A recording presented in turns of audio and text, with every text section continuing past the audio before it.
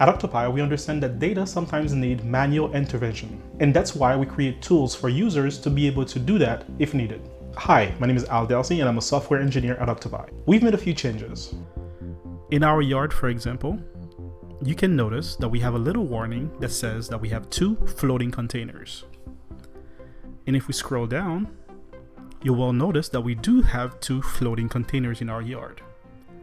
In Octopi, our definition of floating containers is a container that doesn't have anything underneath it, and by definition is impossible. If we scroll up, we will see our little warning, but we also see a link to a report. And the link to our report gives us all the floating containers in our terminal, including the 2 floating containers mentioned previously.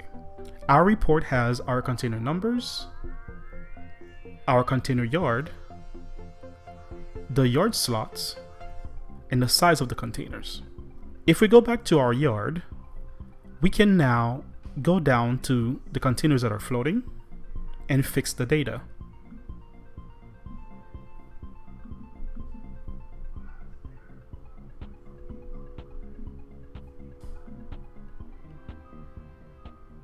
And there you go. Now, if we reload the page, we will notice that there's no longer a warning that tells us there is a floating container.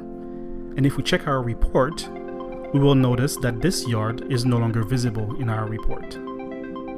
Thank you for using Octopi, and we'll see you soon.